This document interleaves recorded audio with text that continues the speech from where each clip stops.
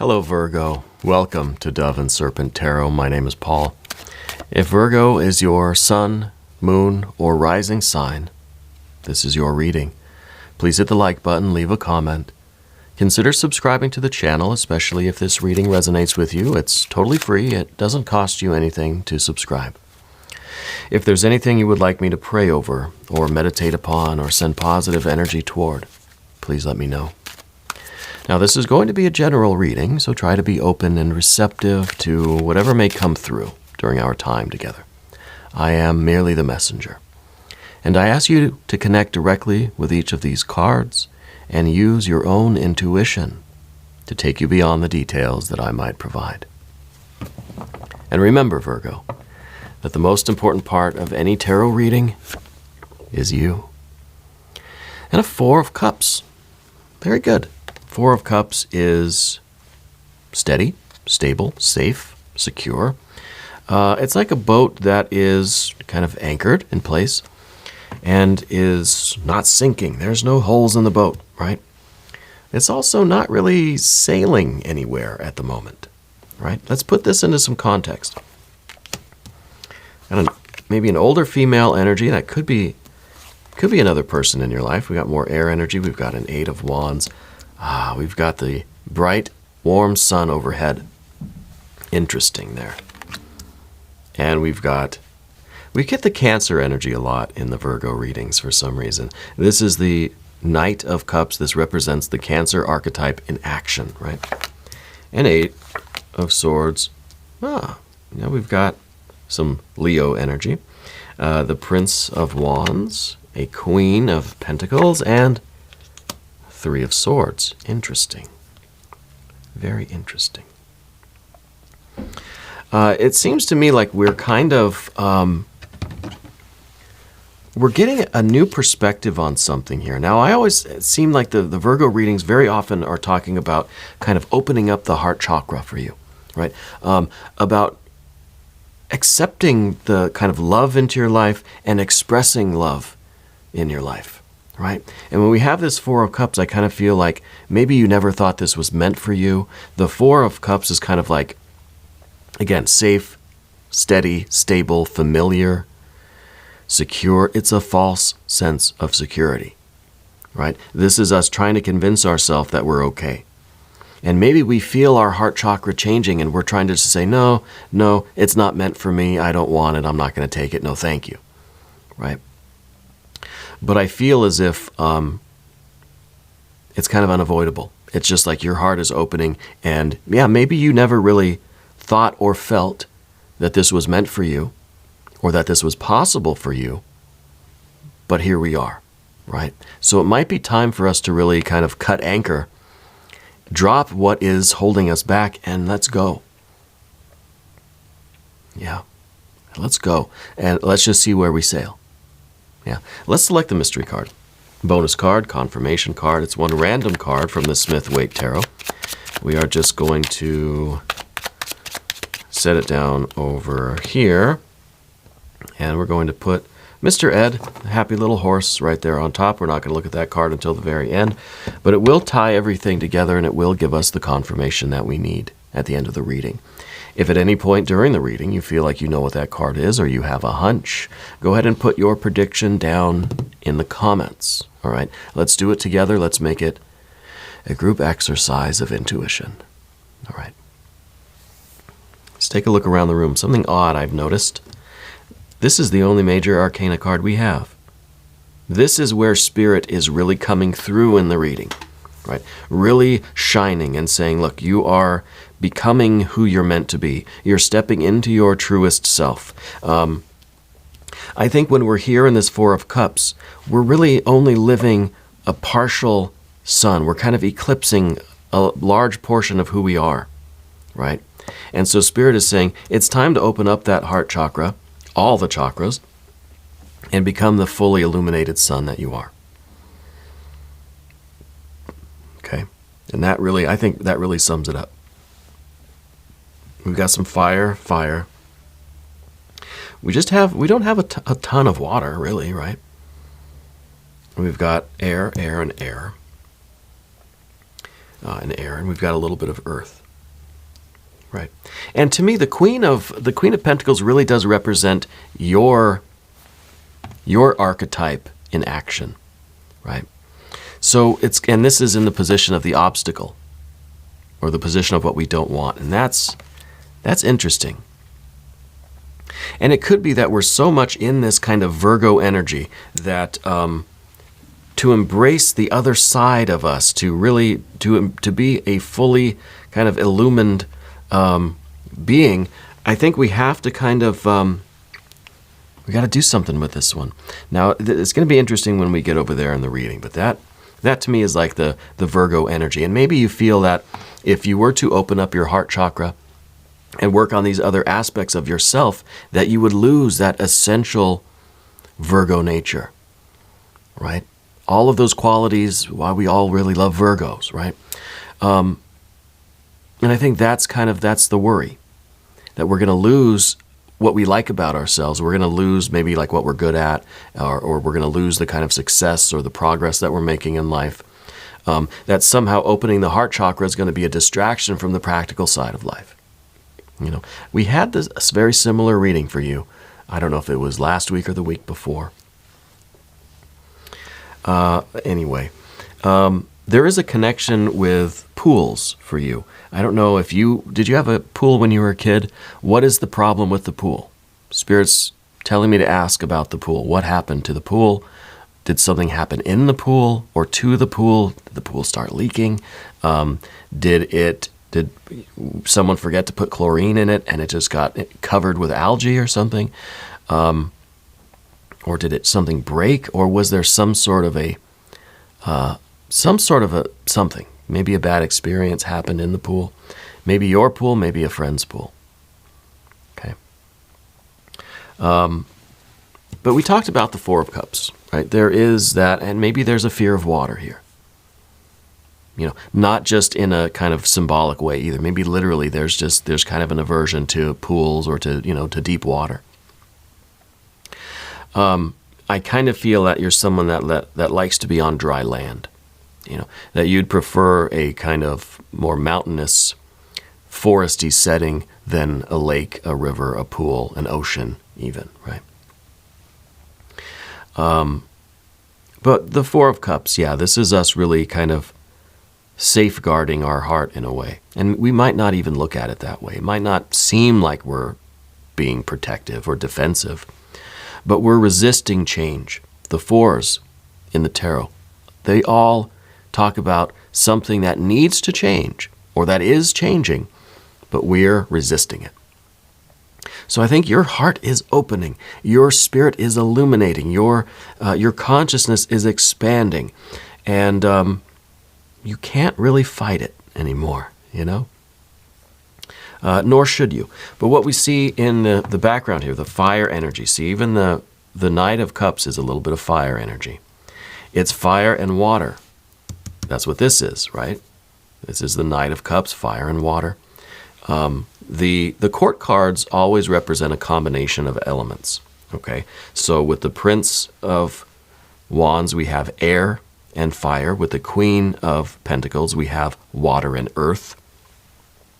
And here we've got, obviously, fire and water. And then with the Queen of Swords, we have water and air. And this, to me, is very, very important, the water and the air. And we'll get to that. But what we see here, to me, this is really your heart chakra. And you don't have to believe in the Eastern kind of, spiritual physiognomy, whatever they call it. You don't have to adhere to that kind of, anatomical structure with the chakras and stuff. What I mean with the fire and the water is that we're starting to kind of open up our heart. We're kind of thawing out the emotions that I think have gotten a little bit cold. And, the Queen of Pentacles can be a little cold. The Queen of Pentacles, though, also recognizes that there is a longing for something. Okay. So back to the fire and water. What we're creating is the activation of this Knight of Cups. We've got the fire back here. There is a growing anxiety in you. There is this feeling in the back of your mind that there's so much more for you in life.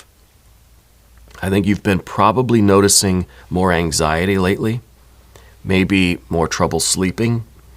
Not like waking up in a nightmare, but just like like you can't get comfortable. You're tossing and you're turning, right? You've probably brought a fan in or the noise machine or something to kind of have that white noise to kind of try to help you sleep. I think there's been some difficulty there. It's a psychic stress, a psychic kind of anxiety that has physical consequences, really, right? Physical effects.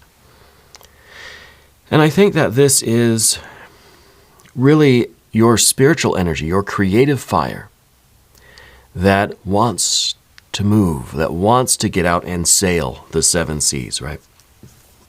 That wants to create. But there is some blockage, okay? And the blockage is really what we see with the Four of Cups. It's solid. It kind of looks like an ice cube, right? If you look at it from far away. And to me, that's just kind of like, yeah, it's an ice cube, but it's safe, it's stable, it's secure, right? It's steady, it's familiar, and we're okay here. We like being okay. If this fire were to melt this ice cube and things were to start flowing, maybe we wouldn't be okay. Some days maybe we would, some days we wouldn't. So in order to avoid getting hurt, we keep this locked up, right? But we can't ignore that Eight of Wands, that kind of spiritual psychic anxiety. Yeah. I think has been manifesting as that trouble sleeping. Maybe there's been, do you bite your nails? Do you fidget? I feel like more of that lately. Now, maybe you never did. Suddenly now you're like fidgeting and stuff. Maybe you always kind of have, but it seems like it's just getting more and more and more. And maybe you can't pinpoint why you feel this increase of anxiety lately. Yeah. Now, when we talk about the water energy, this doesn't mean that you have to go out and get into a relationship. Maybe you're already in one. Maybe you're already in one. What we're talking about here is the realization that your heart needs something, that your heart needs to move. Something needs to the way you feel about things needs to change. And what we've got here with the Queen of Swords, remember, water and air, thinking and feeling. This is you trying to really take a look at your heart and say, why do I feel this way? What am I being drawn to? What is it that I need to become the best version of myself, to become kind of fully awakened, fully illumined? Because see, there's no anxiety here. And we see that with the twins down there that are just playing and frolicking and everything's lovely and bright. And it's a lot of warmth. It's a lot of tranquility. It's a lot of love. It's a lot of generosity. It's really just a warm, good, happy feeling. No anxiety. So anxiety happens because there is this fiery energy, consciousness, nervous energy, our vital energies, our creative energies, physical energy too, that needs to go somewhere. And for whatever reason, it's not, or it can't, okay? And to me, that kind of gives us that like fidgety jazz hands kind of thing where we're tap dancing in place, and it's like we got to do something, but I don't know what, right? A lot of anxiety there. Anxiety is also the body, really, the body's response to danger. We feel anxiety, we know that danger is close, we either fight or we flight, yeah. And so if we're always in that state of fight or flight, well, what if there's no danger around? What are we supposed to do? We can't just run away from ourselves, right? And so I think that this happens when there are a lot of these energetic blockages within us. And what we see with the sun, obviously, there's no blockage here. The light is shining out in every direction, right? No blockages here. Whereas here, we kind of see that it's, there's some difficulty here. We've got that rainbow too, which is interesting because we've got light, we've got the sun, and we've got the water. And we know that kind of creates the rainbow, right? So to me, it feels that there is a path that you're being called to, whether it's romance, career, creativity, it's business, it's family, it's whatever. It's your life path, right? And the Queen of Swords is the reconciliation of heart and mind. And that's what we need, especially when we start talking about the path of the serpent, because we got a lot of air energy over there. Trying to really understand what the heart wants, why we feel this anxiety, is because there's some energy that's blocked that needs to be expressed. Maybe it's creative energy. Whatever it is, it's consciousness, right? We're all energy. And we need to open it up and really let that sun shine, okay? And so this is us taking a higher perspective and really trying to look at it objectively. Now, I know as soon as I started this reading, I felt a lot of you just kind of going, a lot of you changed the channel, right? Switched over to your other favorite tarot reader on YouTube. You'll be back. Because I think that at first we don't want to acknowledge this. You know, that's why we need this higher perspective, this more objective viewpoint, so we can see ourselves. What is it that's going on with me? Why do I feel this way? Something needs to change, but for whatever reason, it's not. There's that blockage there, right? That 4. But initially, I think we just say, no, we kind of get offended, right? When somebody tries to tell us something about ourselves like this, we get offended. And usually when we're offended, it's kind of because there might be a little bit of truth to it. And we need to look for that truth. And that's what this card does. This card's about finding clarity, objective truth. As objective as we can be when we're looking at ourselves, of course, it's kind of a contradiction, I know. But we have to try. And I think that this is going to allow us then to move this. See, we've got the fire and the water, and here we've got the fire and water now is moving. So it's going to allow us to do something with this, to either give and receive love and affection, to go out and find our holy grail, to find the path that's meant for us, to bring love and passion back into our lives, in our relationships, our intimate relationships. Maybe this is kind of a card that says we're opening up to intimacy again, either with a new partner, with a current partner, or with ourselves, right? Just kind of letting this fiery energy flow. Giving and receiving of this fiery energy. Could be a lot of things, right? But it's that kind of movement. And underneath everything, I like what we see with the Two of Swords here, because the Two of Swords is implying that there's some sort of intuition at work here, which we really don't see with the Queen of Swords. We certainly don't see it in the 8 or the 3 of Swords. So there's a little bit of that intuition. And I think this is why you will be back, right? Now, I gotta say, I feel like someone's got a head issue. I don't know if you did you have a recent head injury, or did you hopefully just a little bump on your head? But I feel something in the back of the head for some of you, and I don't know if that. I don't know how that has a bearing on the energies here. Sometimes those impressions come in just as confirmations and validations of the energy that we're in. Sometimes it's meant to be a synchronicity for some of you out there. If these things don't resonate with you, that's okay, right? Just leave them for the next person. I'm feeling something with the back of the head. Spirit's also telling me to ask about the cinnamon. What is the cinnamon thing? I hope you didn't do the dare where you put a spoonful of cinnamon in your mouth. Don't do that.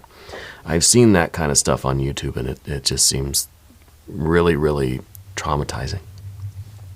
But there's something with cinnamon. I don't know if that's something that you very much like to cook with, or something like maybe in your tea, or I don't know. But back to the Two of Swords. There is an instinctual, psychic, mental rejection of what we're saying here, of this kind of objective viewpoint of the energy that we're looking at. But I think, and maybe that's the back of your mind, maybe that's the back of the head. In the back of your head, maybe you feel it to be true, right? So we kind of know intuitively, instinctually that, yeah, this is true, true statement here. But our mind, our ego, our intellect wants to reject it. Okay, I think that's what this card is kind of talking about, is let's not let the mind have its like natural reaction and just completely reject something that goes against our beliefs, right? And I think that's probably some good advice in life generally. We have to at least be open to listening to other people, and then we can tell them how silly and you know, how silly they are. Just because we're willing to listen doesn't mean that we are then going to take on those feelings, beliefs, or values ourselves. There's no harm in listening, right? As long as we do so responsibly and with intention and with self kind of protection. You know, we don't want to let the opinions of others sneak in and infect us. But we can't just reject anything that doesn't conform to our predefined worldviews. Okay? And that's the Two of Swords. Let's go the path of the serpent, though. And as I do this, I'd like to ask for your subscription. If you haven't subscribed yet, please do. Totally free. It doesn't cost you anything to subscribe, and it really does help out the channel, and I appreciate that.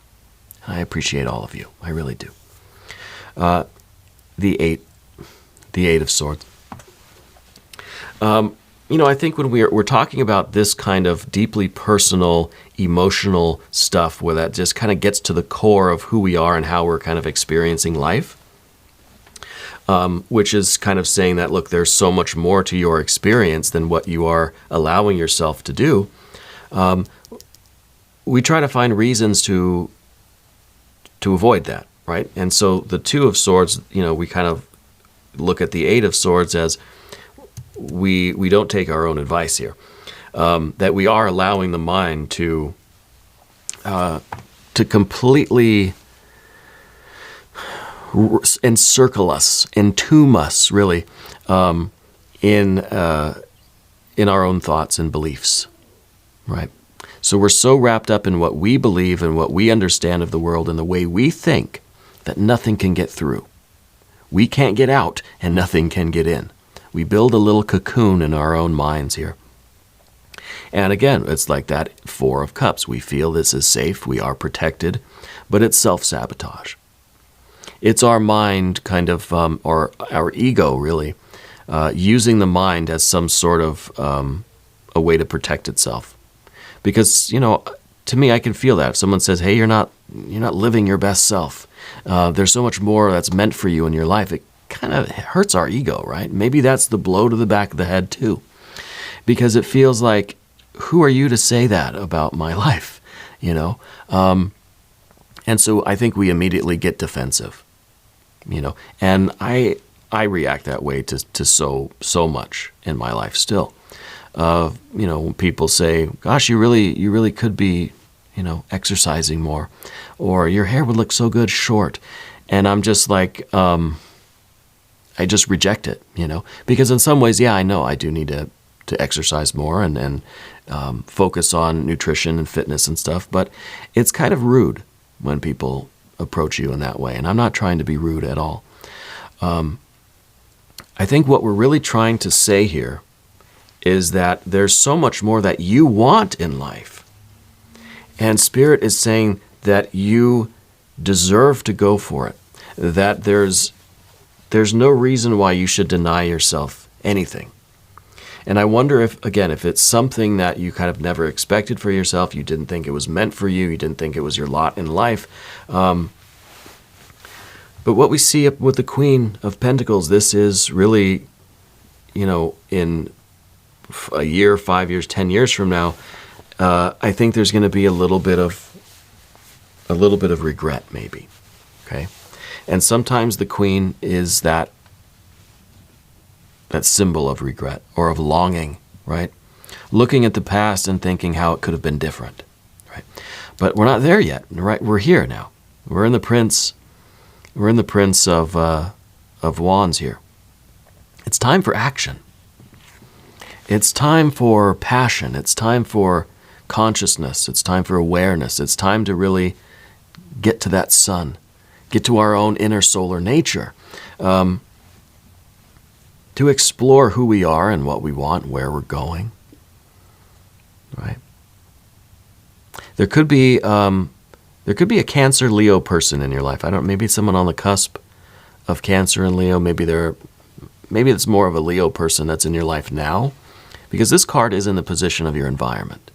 So I feel like there is maybe, and maybe this is a friend, a sibling, a significant other, because I feel like it might be someone the same age as you. I feel like they have something with the heart. Something's going on with their heart. Maybe literally, maybe just kind of symbolically, that they're kind of feeling a certain way, right? And it's something that affects us. But it could be literally, some sort of a medical thing. I'm not a doctor. I'm not diagnosing. I'm not predicting any kind of illness or injury. If there is an issue with the heart, it's something that they or you already know about. It's not something that I'm revealing, okay? I want to make sure that's clear. But I feel like this is a person that kind of, this is the person you interact with on a daily basis. Yeah. Maybe this is the person that you have the most intimate relationship with. I think for some of you, this is going to be your current partner. Okay? And I think this is really saying that there's an opportunity to bring a little bit more closeness into that relationship, a little bit more intimacy. Okay? If you're not in a relationship now, this card's going to represent for you the